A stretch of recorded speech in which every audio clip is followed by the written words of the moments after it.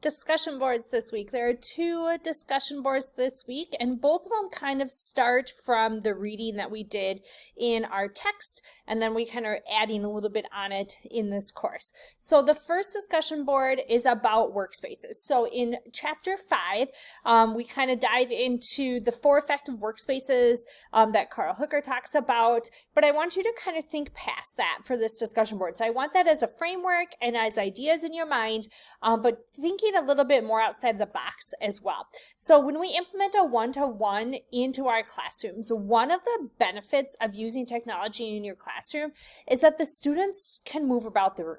So if the students have laptops, if they have iPads, they don't have to learn just at their desks. And really now in the 21st century, our students kind of need these skills of being able to work in different workplaces and being adaptable and being able to work in different environments. So we don't want our classrooms to look like traditional classrooms where we're sitting in rows and there's only one focal point and that's where all the learning comes from.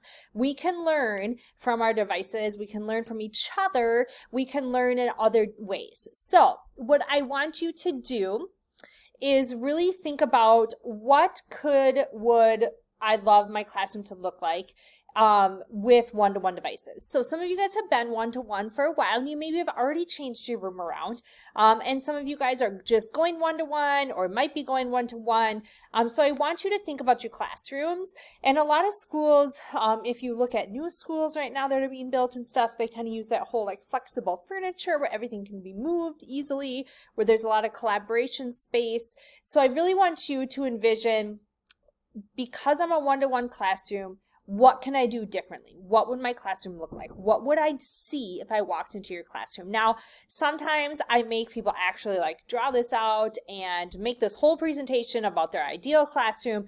We're not going to do that, but I want you to think through kind of with those workspaces in mind, what would your classroom look like? Would you have an area that is the collaboration center? Would you have an area around, maybe you have a smart board or a TV that's a learning area? Do you have an area where students just know that they're going to go and work?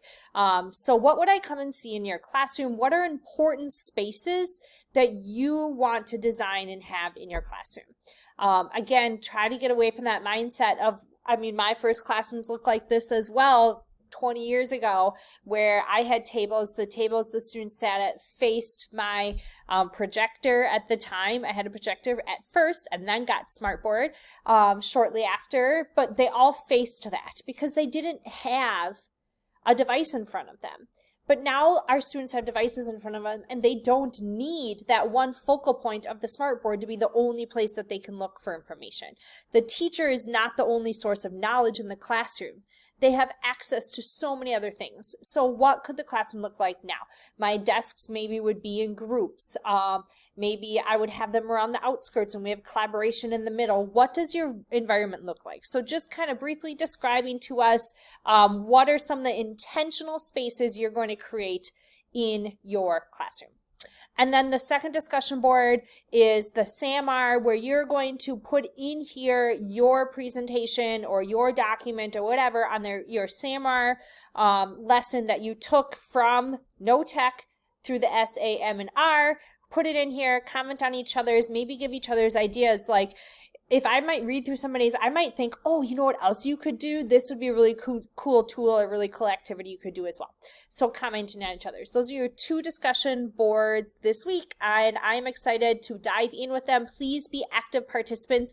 If you haven't felt this way already, I definitely have already felt that when I read through those discussion boards, we learn so much from each other. So I've seen a lot of you guys comment on, that's a really good idea, I'm going to steal that, or I've never tried that tool, I'm going to take that one and put it in my toolbox. So please be active in the discussion boards because this is where a lot of the learning will happen. I'm looking forward to reading your discussions this week.